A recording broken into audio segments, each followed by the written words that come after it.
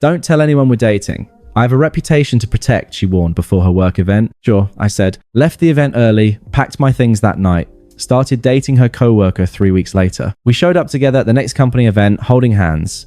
She dropped her drink. Her reputation stayed perfect. Her composure didn't. Hey viewers, before we move on to the video, please make sure to subscribe to the channel and hit the like button if you want to see more stories like this. Thanks. This has been eating at me for a while now, even though it's been over a year since it all went down. I need to get it out there. Maybe for closure, or maybe just to hear from others who've been through something similar. I'm a guy in my late 20s working as a freelance graphic designer. It's not the most glamorous job, flexible hours, creative freedom, but it doesn't come with the corner office or the 6F-figure salary that screams corporate success. That's fine by me. I've always valued stability and authenticity over flash. But apparently that wasn't enough for Emily. We met about 2 years ago through a mutual friend at a casual happy hour. She was sharp, ambitious, the kind of person who lights up a room with her confidence. Emily worked in marketing at a mid-sized tech firm, climbing the ladder fast. She was always talking about networking, building her personal brand, and how important it was to project the right image. At first, I admired that drive. I supported her through late nights, prepping presentations, celebrated her promotions, even helped her design some graphics for her LinkedIn profile to make her look more professional. I covered her rent a couple of times when she was between paychecks early on, back when she was still an assistant and scraping by. Flashback to one of those moments. It was maybe 6 months in, and she was stressed about a big client pitch. I stayed up with her until 2:00 a.m., brainstorming ideas, making coffee runs, and reassuring her that she had this. You're amazing, I'd tell her. They're lucky to have you. She'd smile, lean in for a kiss, and say something like, what would I do without you? It felt real then, but as things got serious, the red flags started popping up. Emily was obsessed with how things appeared. She didn't want to post about us on social media, not because she was private, but because, as she put it, once I have to curate my feed for professional opportunities. You get it right. I did, or at least I convinced myself I did. I'd see her Instagram stories from work, events, looking polished and single, laughing with colleagues, no mention of a boyfriend. It stung a little, but I rationalized it. She was building her career. I didn't want to hold her back. Then came the secrecy escalation. About a year into dating, she started insisting we keep things low-key around her work circle. My team is gossipy, she'd say.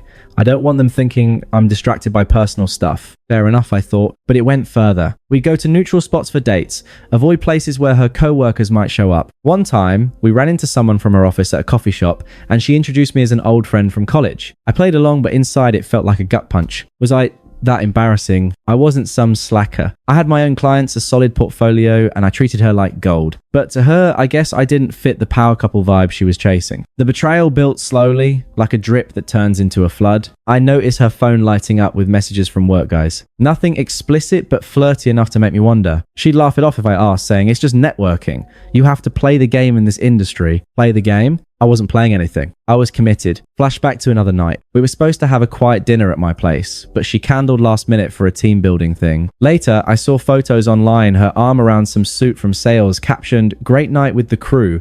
Number work hard, play hard. No mention of bailing on plans. I confronted her gently and she rolled her eyes. You're being paranoid. It's professional. But I started feeling like a secret, a backup plan she kept hidden while she tested the waters elsewhere. It all culminated before her big annual work event, a fancy gala where the company smoothed clients and celebrated milestones. Emily had been prepping for weeks, buying a new dress, practicing her mingling lines. The day before, we were at her apartment and she sat me down with this serious look. Listen, she said, fiddling with her necklace.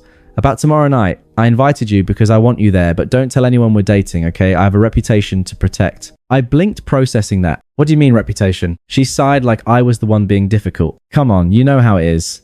These events are all about impressions.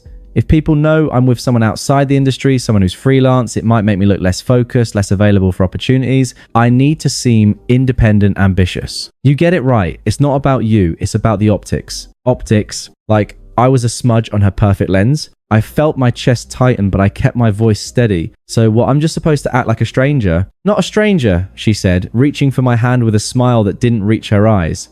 Just a friend. We can hang out after at home. It'll be fun sneaking around a bit. Fun?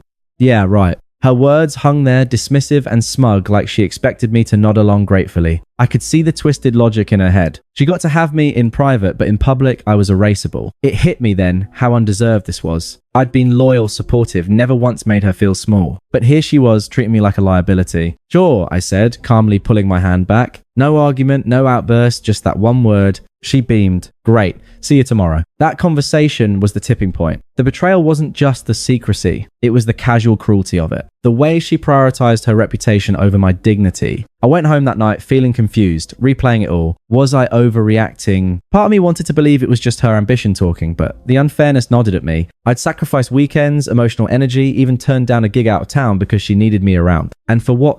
To be her hidden convenience. The next evening I showed up at the gala in my best suit, feeling out of place among the polished execs and their designer. Everything. The venue was some upscale ballroom downtown. String lights and open bar. Everyone networking like their lives depended on it. Emily spotted me early, gave me a quick hug, platonic of course, and whispered, "Remember, just friends tonight." I nodded, grabbed a drink, and tried to mingle. But watching her work, the room was like a slow-motion train wreck. She flitted from group to group, laughing too loudly at jokes from guys in tailored blazers. One in particular, a tall, slick sales director named Mark, had her full attention. I overheard snippets. Her complimenting his recent deal, touching her arm, her not pulling away. It wasn't overt, but the flirtation was there, electric and obvious to anyone paying attention. She glanced my way once or twice, but it was like I was invisible. About an hour in, she pulled me aside to a quiet corner near the coat check. Her cheeks were flushed from wine, eyes bright with that ambitious glow. Hey, she said, leaning in. Close, but not too close.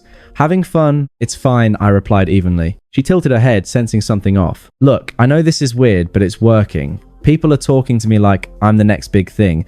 Mark even mentioned a potential lead on a promotion. Mark I echoed. Yeah, the sales guy. He's connected. This is why the reputation thing matters.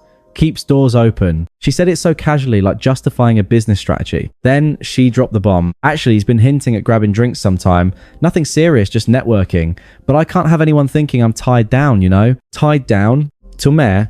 The words landed like a slap. Her tone smug and dismissive, as if I should applaud her cunning. It confirmed what I'd suspected. She was keeping me secret not just for optics, but to leave room for better options. The twisted logic poured out. You're stable, reliable. That's great for real life.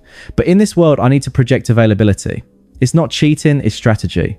You'll understand once I climb higher. It'll benefit us both. I stood there, the hum of the party fading. No yelling, no scene, just a quiet realization that this was her choosing someone, something else, cruelly and publicly, even if the public didn't know our secret. Sure, I said again, my voice flat. I excused myself saying I had an early morning and left the event early. No goodbye kiss, no lingering, just walked out into the night air, the betrayal settling in like fog. That night back at my apartment, I didn't rage or cry. I packed my things, the stuff I'd left at her place over the months, but more importantly, I packed away the emotional investment.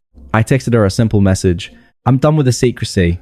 We're over. Then I blocked her on everything. No confrontation, no begging for explanations, just detachment. I disappeared from her life that night, focusing on myself for the first time in a long while. The days after that, Gallo were a blur of silence and self-reflection. I didn't blow up her phone or demand answers. Instead, I detached completely. I spent the first week holed up in my apartment replaying the unfairness of it all. How had I let myself become someone's secret? The confusion hit hard. Nights staring at the ceiling, wondering if I'd missed signs earlier. I'd given up so much time, energy, even a freelance project that could have taken me abroad because she needed me for emotional support during her last promotion push. Flashback to that. She'd called me crying after a bad review and I dropped everything to be there holding her while she vented. You're my rock, she'd said, but rocks don't get hidden. They get stood on. I let this silence stretch not out of pettiness, but because I needed space to process. Friends noticed. I confided in a couple of close ones over beers. Dude, that's messed up, one said.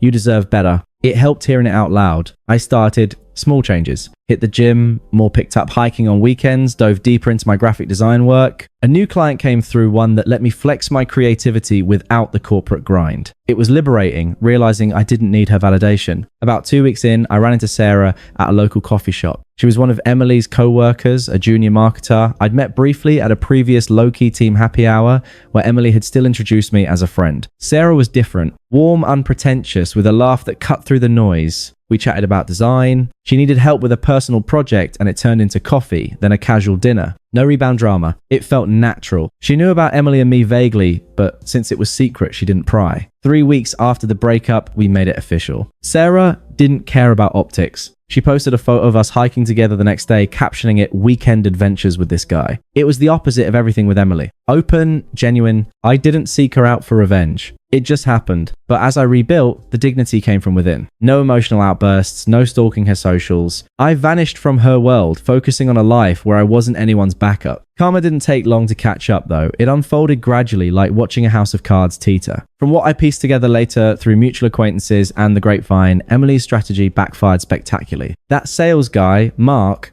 turns out he was a serial networker, the kind who flirted with everyone for leads. He used her enthusiasm to get intros to her clients, then ghosted when a bigger opportunity came along. But it got worse. Whispers started at work about her being too eager how she'd badmouthed a colleague to impress him. Her reputation, the one she'd guarded so fiercely, stayed perfect on the surface, all polished LinkedIn posts and forced smiles. But underneath, cracks formed. She messed up a big presentation, distracted by the fallout, and got passed over for that promotion. Friends from her circle drifted. Turns out keeping secrets isolates you. She became the office cautionary tale. Ambitious, but unstable. Always chasing the next shiny thing. I heard she started therapy, or at least that's what Sarah mentioned often one day. Office gossip. Emily isolated herself more, posting less, looking worn in the few sightings. The irony was delicious. She discarded me to protect her image only to unravel because of it. Her perfect facade held, but her composure shattered. She was broke emotionally, maybe financially too, after splurging on that gala dress and networking drinks that led nowhere. Mutual friends stopped defending her once the truth trickled out. How she played the field while stringing me along. It felt earned, not vengeful, just the universe balancing the scales. The attempts to crawl back started about a month after the gala. At first it was subtle. A text from a new number. "Hey, it's Emily.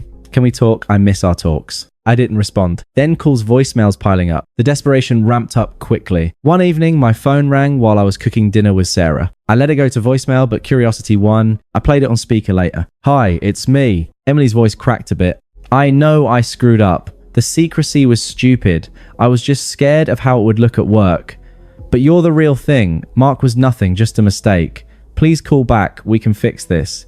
Her excuses twisted, like before blaming fear, work, pressure, anything but her choices. No real apology. Justification. I deleted it without a word. A week later, she showed up at my apartment unannounced, banging on the door. Sarah was out, thankfully. I opened it, keeping the chain on. Finally, she said, eyes red-rimmed, hair messy, far from her polished self. "Why are you ignoring me?" I said, "I'm sorry. The reputation thing. It was dumb. I was climbing so fast, I thought I had to play it safe. But I need you now. Things at work are falling apart. Mark turned out to be a jerk. He used me for connections and bailed. I'm alone and it's killing me. Come on, let's go back to how it was. You were always there for me." She paced the hallway, voice rising. "Don't you remember? I need my rock back." Hypocrisy dripped from every word. She'd hidden me, but now wanted me public when it suited her. I stayed calm. Door barely open. "Emily, there's nothing to fix." But why? Because of her. Sarah. That's low. Dating my coworker. You're doing this to hurt me. Desperation flipped to accusation, her true colors flashing. Entitled. Manipulative. No, I said firmly. I'm doing this for me. She left huffing, but it wasn't over. Next came the reinforcements, her toxic crew. First, a call from her sister who I'd met once and found overbearing. "Is this you?" the sister barked. "Emily's a mess because of your pettiness. She made one mistake. Big deal. Man up and take her back. Family sticks together, but you're acting like a child." I hung up mid-rant. Then mutual friends texted, egged on by her. "Dude, hear her out. She's changed." Unpleasant guilt trips, all echoing her narrative. The final straw was an angry voicemail from Emily herself a few days later. "Fine, ignore me. But dating Sarah, that's revenge, pure and simple. You're pathetic if you think she'll stick around. I gave you everything. Stability, love, and you throw it away. Screw you. You'll regret this when I'm back on top." Her attempts had escalated from pleading to rage, exposing the smugness I'd overlooked. I blocked the new numbers, detached further. She was unraveling, but it wasn't my problem. The climax came at the next company event, a holiday party 6 months later at the same upscale venue. Sarah invited me as her +1. By then, we were solid, talking about moving in together. I'd heard through the grapevine that Emily was hanging on by a thread at work, demoted to smaller project. Her once vibrant social circle thinned out, but I didn't dwell on it. My life had upgraded. Steady clients, a supportive relationship, even a side hustle, teaching design workshops. She was irrelevant, a faded lesson and self-respect. We walked in holding hands, Sarah in a sleek dress, me feeling at ease for the first time in that crowd. The room buzzed with holiday cheer. Twinkling lights, clinking glasses. I spotted Emily across the way, nursing a drink alone. Her polished cracked makeup a bit too heavy, smile forced. When she saw us, her glass slipped from her hand, shattering on the floor. Heads turned, but she just stood there, composure gone, face paling like she'd seen a ghost. She made a beeline over during a lull, cornering us near the dessert table. Sarah stepped aside politely, giving me space, but stayed close. What the hell is this? Emily hissed, voice low but trembling. Her eyes darted to our linked fingers. You bring her here to my event after everything. It's our event now, I said calmly. No edge, just fact. She faltered, desperation cracking through. Please, can we talk alone? I've been a wreck. Work's killing me. That promotion slipped away. Mark was a disaster. And now everyone's whispering. I realize now how wrong I was. The secrecy. It was my insecurity. You were the best thing I had. Let's try again. I'll shout it from the rooftops this time. No more hiding. Her words echoed her old twisted logic, but flipped. Now, she wanted public when she was the one crumbling. Hypocrisy laid bare. She'd made me feel like a liability, but here she was begging for my stability. I looked her in the eye, firm and detached. Emily, that ship sailed. You chose your reputation over us, and it worked out exactly as you planned on the surface. But I'm not your safety net anymore. I've built something real here with someone who values me openly. You're just a reminder of what I don't need. She recoiled, tears welling. How can you be so cold? Seeing you with her, it hurts. Don't you care at all? Not anymore, I replied evenly. This is my life now, thriving without the games. You're irrelevant to it. She turned away, muttering something about me being heartless. But the power had reversed. She slunk off, composure in tatters, while Sarah and I enjoyed the night. Her reputation stayed perfect in that corporate bubble, but everyone saw the drop, the desperation. It was the visual reversal she'd earned. Looking back, that encounter sealed it. No more text, no more drama. I proposed to Sarah a year later, and life's never been better. If you're reading this and feeling like someone's secret, walk away. Dignity is worth more than any facade. Thanks for watching. Make sure to subscribe to the channel and hit the like button. What do you think about this story? Share it in the comments.